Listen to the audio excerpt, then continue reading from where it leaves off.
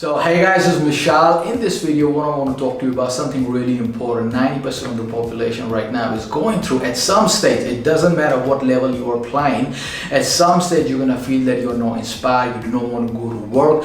You just feel that the work that you are doing is not important, or you feel like that you're burning the candles from both the ends. You are not having the creative juice flowing. You feel you're going through some kind of a burnout. Right? You are not excited to go to work anymore. So in this video, what I want to do, I just want to talk about some of the causes of a burnout, where you feel that you're way too exhausted and you just can't wait to get away from the town, get away from your desk, and now you don't want to talk to anyone for about 1 month. Okay, so firstly, I'm going to talk about the causes, some of the common causes of burnout, and then how you can prevent the burnout. Number one cause of the burnout is neglect. Sometimes we get so caught up with the life, right? Paying the bills, paying the mortgages, looking after the kids, looking after the office, that we forget to look after the most important thing in the world, that is our health, right? We are doing the long hours, so we are eating junk food every single day. We stop going to the gym. Eventually that is going to catch up with you, because if you have big goals, if you have a big deadlines, if your back is always against the wall, you need the energy. But if you're not looking after the health, what's going to happen? You're pushing your body a little bit further, and eventually it's going to break down. You are spending way too much time at work and you're neglecting your spouse. Eventually that's going to come to the surface. So neglect is the number one cause people feel that they are burning out. Okay, they do not have any inspiration or motivation to do the work at one point in time they absolutely loved. Number two is lack of growth. Let's say that you are going to the gym. You are on a certain physical regimen, and now you're following some kind of a diet. 6 months went by. Instead of losing the weight and building the muscles, you are not seeing any progress. You feel that you're not moving forward. What's going to happen? You're going to feel that what's the point of going to the gym or following a diet or starving yourself if you're not seeing any progress. So now what's going to happen? You're going to hit the plateau with your physical training. That's a one kind of a burnout as well. We have a need of variety. If you're doing the same thing over and over and over again, what's going to happen? You're going to feel there's nothing to look forward to.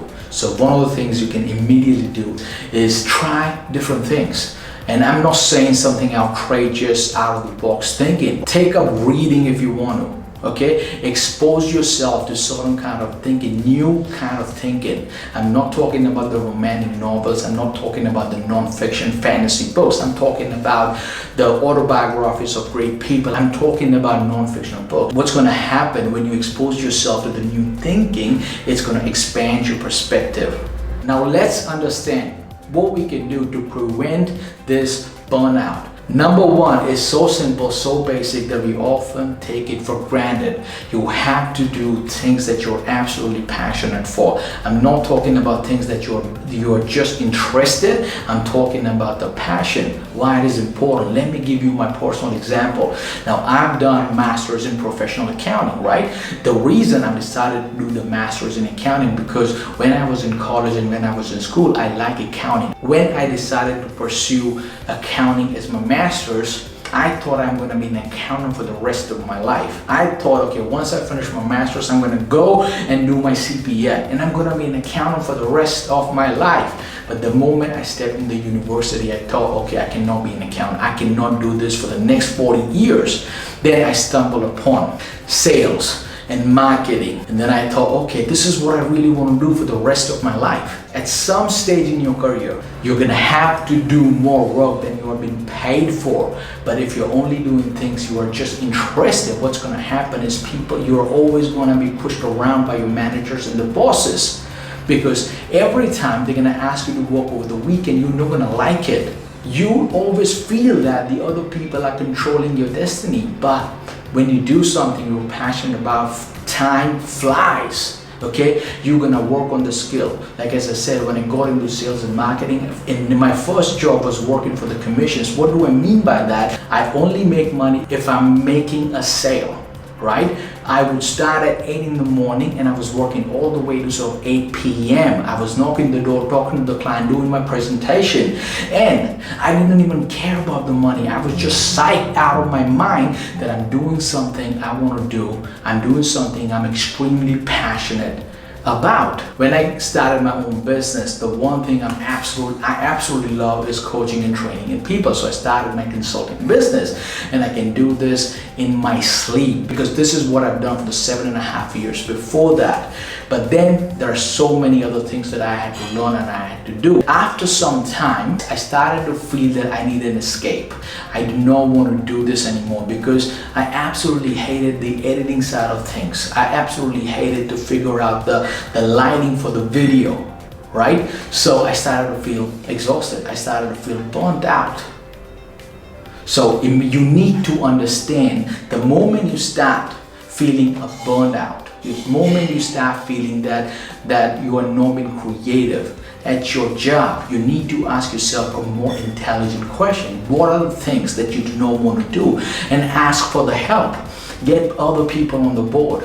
If everything that you are going to do in your life is for the money, you are going to miss out on so many things. Number 2 is you gotta turn your notifications off. This is what I've done over the last sort of few weeks, because notification is one of the greatest enemy of productivity, your energy and your time. First of all, understand this: you do not have to check your emails every 5 minutes. You do not have to check on Facebook notification news feeds. You do not have to check your WhatsApp every 5 minutes. The world inside the social media is so stimulating that before you know, you're spending 45 minutes of your working time on the social media platform. When you are spending more time on the social media, you're not getting the things done that you need to do, that you said that you are going to do this morning. Once you realize that's already been too late, you have already used the most important fuel for your willpower. So by the time you're off the social media, you're off the emails, you still have the work that needs to be done. They're still waiting for you. So 2 things are going to happen now. Either you're going to procrastinate, or you're going to do that thing with half attention and half focus. So you know that you're not producing the quality work, and that builds up a lot of overwhelm. That builds up a lot of anxiety. Okay, and with the anxiety and the overwhelm, what happens naturally, you are going to feel a burnout. If you are not going to respect your own time, no one else is going to do that for you. Let everyone in your life know that you are not contactable after this and this time. Get the job done that you said that you are going to do. That brings a lot of confidence. But if you're going to keep procrastinating, that's going to build up the anxiety, and eventually you're going to feel the burnout. Number 3 is you have to learn to say more no's than you are saying the yeses. One of the biggest reasons that people feel exhausted is they're always taking on more project. Not every opportunities are for you. Not every opportunity is meant for you. You do not have to say yes to more friends. You do not have to say yes to the more parties. You do not have to say yeses to the things that really doesn't excite you. You need to understand what are your top 3 priorities. Anything that really doesn't excite you, that doesn't get the ball rolling, put it on the back burner. You have to stop pleasing everyone around you, because the only person who is hurting in this entire process, in this entire circus, is you. And number 4 is lack of sleep. Now let me give you an example so you understand this better. Let's say that you are doing 90% of your work on the laptop and you forget to put your laptop on recharge. Next day you arrive at work and you haven't got your charger with you. What's going to happen? It is going to hamper your ability to work on your laptop. The same thing happens with your body. Everyone's got different requirements, but if according to the recent research, if you're not going to give yourself sleep, what's going to happen? It's going to affect your cognitive abilities. And if you're a business owner, or if you're operating at the highest level possible, or you are in the big leagues, what you're doing all day long is making a decision. When your cognitive abilities are compromised, the last thing you want to do is run a business, because you're going to get agitated, you're going to get irritated, and you're going to get frustrated even with the tiny inconvenience. And I understand that when you're trying to build a business, you got to hustle, you got to grind, but without proper 7 to 8 hours of sleep, you cannot capitalize on the day. One of the things I used to do is before I go to bed, I used to play with my phone. Okay, basically I'm on my phone for about sort of at least half an hour to 45 minutes right before I go to bed. And what happens is the blue light that comes out of your phone, it destroys and kills the melatonin. That's a sleeping hormone that gives a signal to your brain that this is the time to go to bed.